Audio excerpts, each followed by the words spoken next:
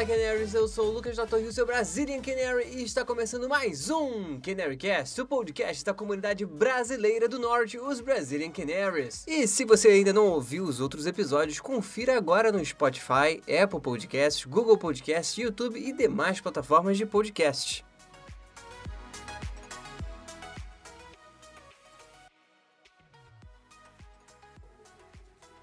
E Canaries, está começando agora o episódio número 20 do podcast, o último episódio sobre a temporada que o Norte venceu. O Norte foi campeão da Championship na temporada 2021 e foi promovido aí automaticamente para a Premier League. Parabéns aí a todos os jogadores que fizeram parte dessa campanha, também a diretoria e, claro, a comissão técnica do Daniel Farke, que foi excepcional, né? Hoje a gente pode olhar para trás e ver que teve muitas melhorias no elenco, não só em questões de jogadores novos, melhoria tática dentro de campo, filosofia de jogo foi melhorada de uma maneira absurda, né? O Norte conseguiu uma melhor consistência defensiva se a gente for comparar as duas últimas temporadas, então o Norte como um todo melhorou. Vale lembrar também aí o lado do Stuart Weber, que não só trouxe jogadores incríveis, mas também finalizou um dos projetos importantes do clube, que era finalizar de uma vez por todas o The Nest, que foi um projeto de reconstrução e modernização do nosso CT, que foi bancado aí pelos torcedores do Norte, então isso é formidável, assim, o que foi feito no clube. O Daniel Farke, claro, né, e sua equipe conseguiram manter, como eu falei, a consistência tática, melhorar o time dentro de campo. E uma outra coisa, as lesões esse ano foram bem menores do que na temporada passada, por exemplo, onde a gente chegou a ter 15 jogadores ao mesmo tempo lesionados, né? O próprio Stuart Weber, em entrevista, chegou a mencionar isso. Então, parabenizar aí a todos, e agora uma Premier League que promete muita coisa, né? Uma Premier League que promete a permanência do Norte, afinal de contas, não temos mais desculpa caso o Norte seja rebaixado. Antes foram as lesões, foi o azar, foi o VAR, foi a falta de experiência. Agora o Norte já enfrentou tudo isso, já pôde melhorar tudo isso e ainda vai melhorar ainda mais. Porque transferências, o mercado de transferências vai começar a ter movimentações. O Norte não tem pressa no mercado, é um time que vai ter mais dinheiro para investir, mas vocês não precisem contar com o Norte investindo 50 milhões de libras, porque isso não vai acontecer. Temos que ser pé no chão, né? O Norte também não tem esse dinheiro para sair jogando fora e correr o risco de simplesmente não der certo, né? E até porque o Norte tem uma filosofia de investimento em jogadores que não são tão caros e conseguem render a longo prazo. O Norte vai focar agora essa primeira etapa aí das janelas de transferências em contratar zagueiros, né? O Norte sabe dessa prioridade, já foi dito, inclusive pelo próprio Stuart Weber, que deu entrevista para o clube e também para o Pink An, que é um dos jornais locais lá de Norwich. Além disso, teve já aquela especulação do Ayer, né, o zagueiro do Celtic, sendo aí vinculado ao Norte. Seria uma excelente contratação para a Premier League, ao meu ver.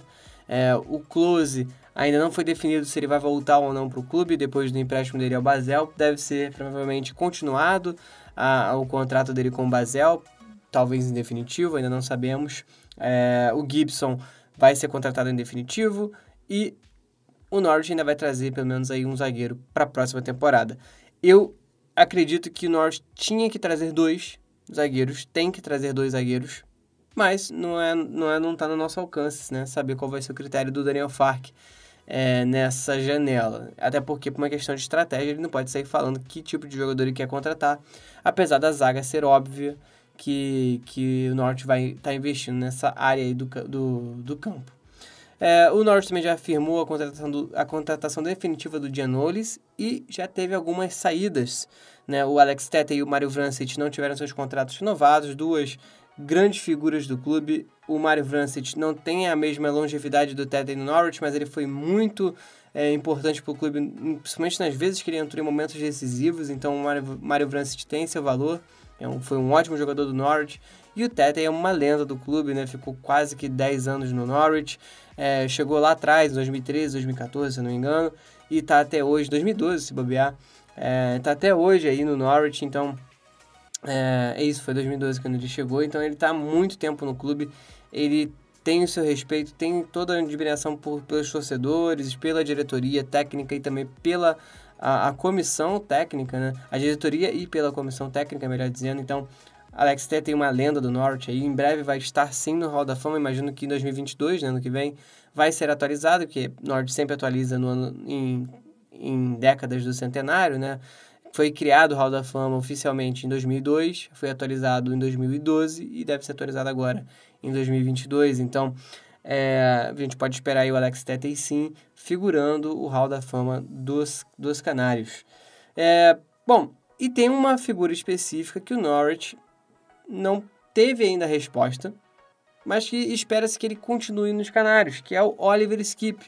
Foi, sem dúvida alguma, a revelação entre os contratados. O melhor jogador entre os contratados foi o Oliver Skipp. Excelente volante, ele entrou e assumiu a vaga que era do Tete, inclusive, em definitivo. Ótimo jogador.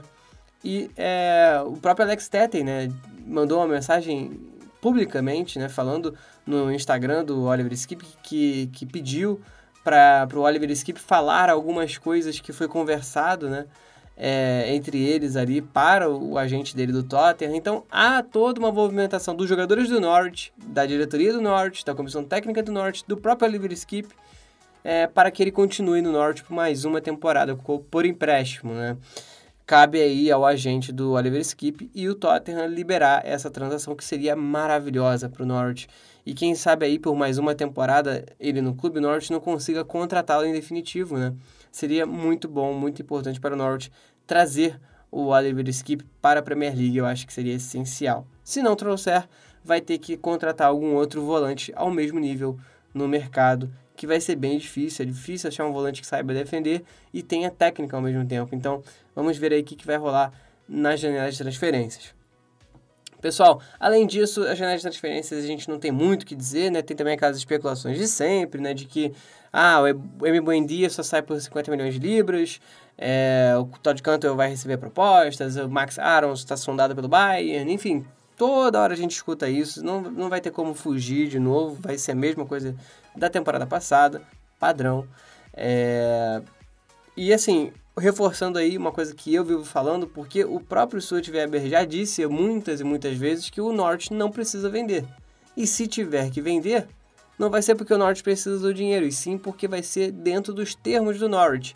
Ou seja, se o Arsenal quiser contratar o Buendia, como é uma especulação bem frequente que a gente tem visto aí, o Arsenal vai ter que desembolsar pelo menos 50 milhões de libras. E o Emi Buendia foi convocado pela seleção argentina, finalmente, né? Anos e anos aí desempenhando um futebol inacreditável pelo Norwich, e a seleção argentina nunca convocou o cara, então finalmente ele fez aí seu debut, vai fazer o seu debut sua estreia aí pela seleção argentina, muito legal. Espero que ele tenha minutos em campo, né? É difícil para um jogador novo na seleção já chegar e ser titular, mas tomara que Buendia tenha espaço, porque ele merece, né? Ele tem jogado muito bem, e isso valoriza ainda mais o passe dele como atleta. Então aí o Norwich vai ter um jogador ainda mais valorizado no mercado, e se ele for bem na seleção, o mundo todo vai estar olhando para o Emi Buendia, se é que já não está. Enfim, queria também destacar aqui outros pontos da entrevista do Stuart Webber, que foi o seguinte: o Stuart Webber falou sobre o futuro do Daniel Farke, né, e o futuro dele como Sporting Director, que é como se fosse o CEO da área esportiva do Norwich, que é o futebol, basicamente é o futebol. Sobre o Daniel Farke, o Stuart Webber disse que o Farke ama a cidade, ama os jogadores, ama tudo que envolve ali a cultura de Norwich, e que o Daniel Farke tem intenção de continuar.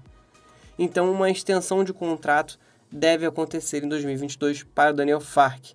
E para o Stuart Webber, ele tentou fugir um pouco, mas ele deixa muito claro que ele tem intenção de dirigir clubes maiores, fora da Inglaterra, inclusive, mas que a questão da Covid faz com que ele não pense nisso no momento, e que ele só sairia se a Delia e o Michael, os donos do Norwich, chegassem para ele e pedissem para ele ir embora. Tirando isso, ele não tem intenção de deixar o clube, e ele falou: em 2022, se for o caso, eu estaria aqui para continuar minha jornada no Norwich. Então, assim, o Stuart Webber e o Daniel Farke têm seus contratos encerrando em 2022, ambos.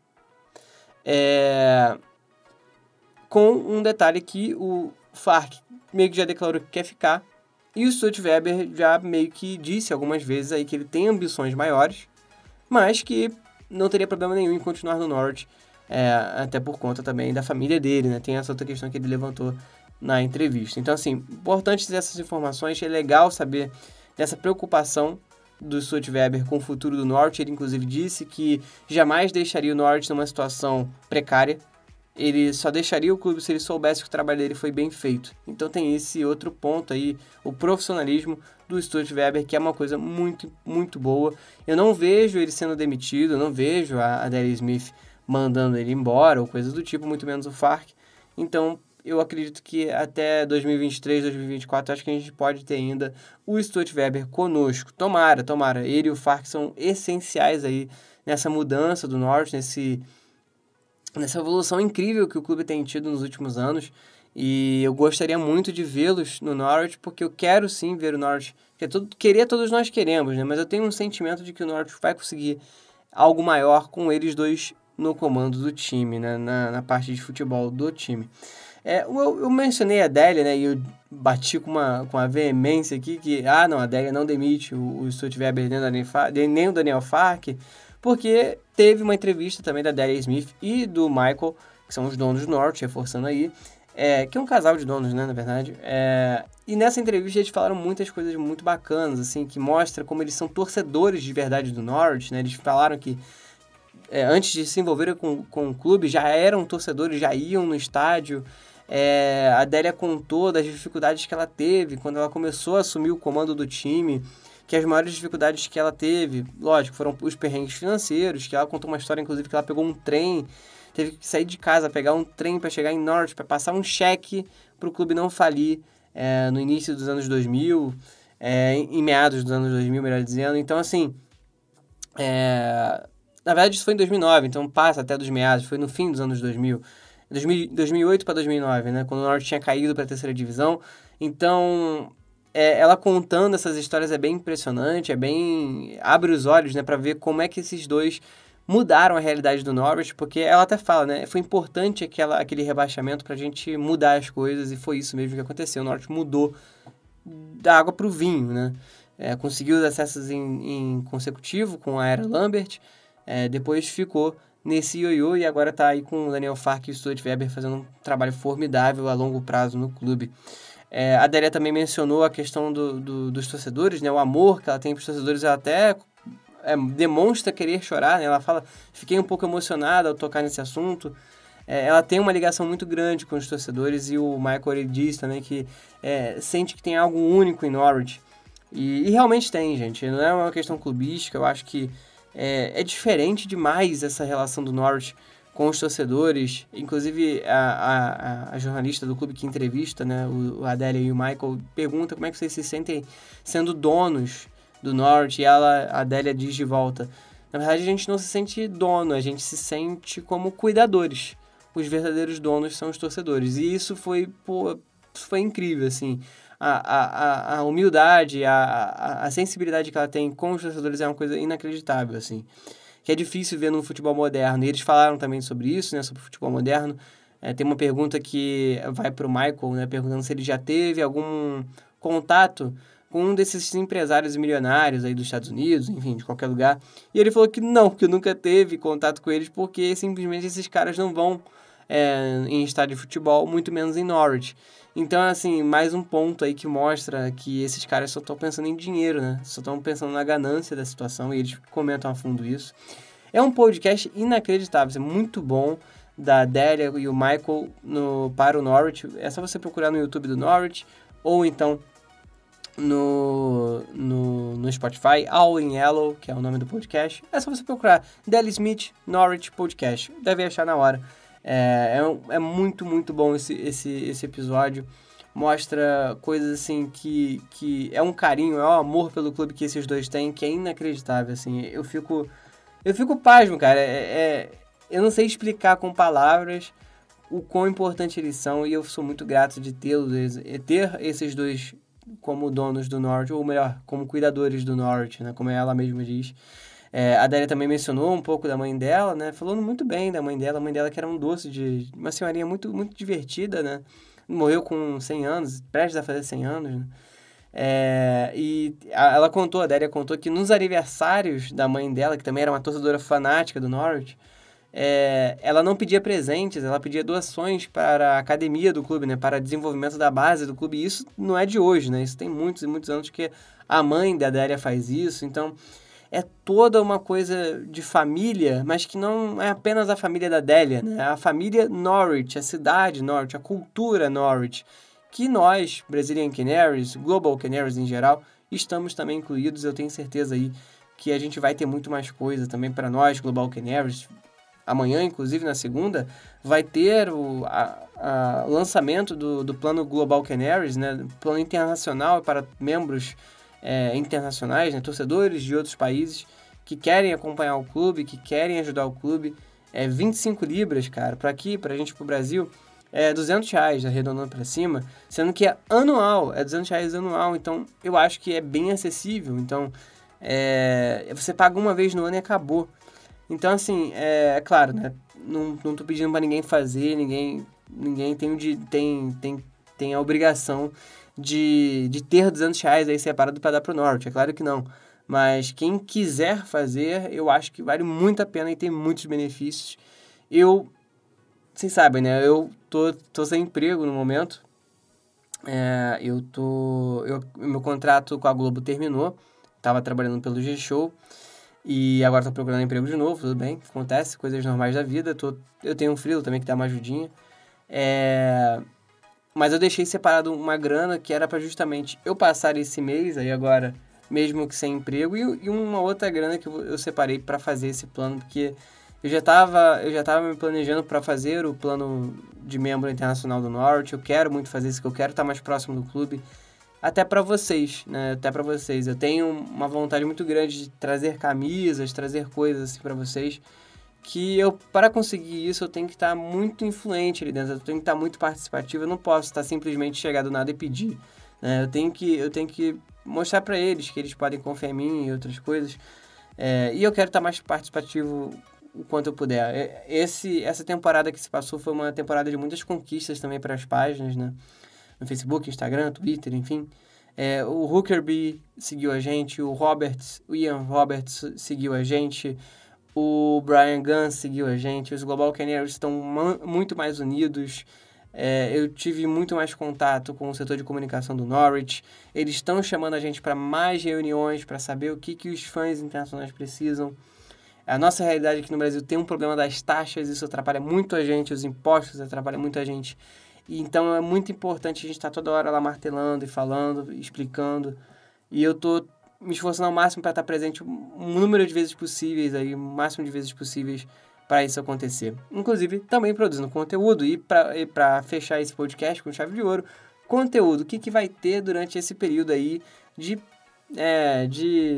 férias, né, do futebol e também pré-temporada. Eu estou preparando uma minissérie dentro do CanaryCast de histórias que vai falar sobre as décadas do Norwich. Então vão ser alguns episódios aí. Vamos falar das décadas de 1900, 1910, 20, 30, 40, 50, 70, 50, 60, 70, 80, 90, 2000, 2010 e a década de 2020 que só está começando aí para o Norwich, mas que eu vou pincelar aí rapidamente um trecho, né, do que tem acontecido para nessa década, o que aconteceu, né, nesses 2 anos iniciais da década, né, 2020 e 2021, só para a gente poder ilustrar na série. Então, em breve vai estar saindo aí, eu espero que o primeiro episódio já saia essa semana. Eu ia divulgar o primeiro episódio na segunda-feira agora, no caso, hoje, né, quando vocês estiverem ouvindo esse CanaryCast número 20.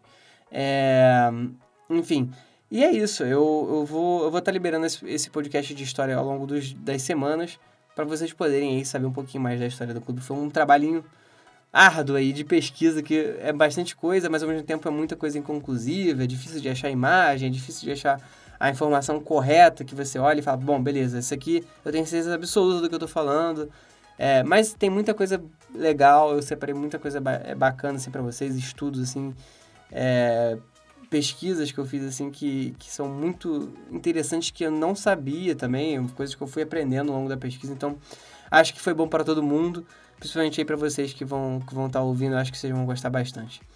Bom, pessoal, é isso. Eu agradeço demais pela participação de todos ao longo dessa temporada. Eu sou muito grato por ter vocês aqui. E é isso. Vamos também tentar trazer aí, conforme a gente vai tendo mais notícias, né, do futebol do Norwich, vamos tentar trazer um novo Mesa Redonda, alguma outra coisa, interagindo com os fãs, com o grupo, né, dos Brazilian Canaries. E, enfim, é isso, pessoal. Muito obrigado de coração pela ajuda de todos vocês.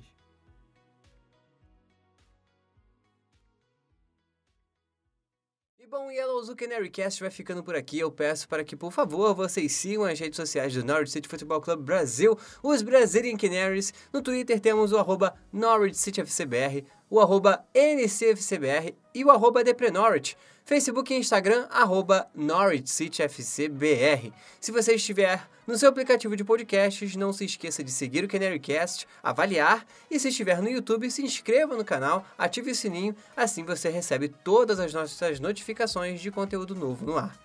Beleza, pessoal? Então, eu vou encerrando por aqui. Muito obrigado a todos pela audiência de sempre. Eu sou o Lucas da Torre, o seu Brazilian Canary, e esse foi mais um CanaryCast. E no mais On the Ball City! Never mind the danger! Come on, Yellows! Fui!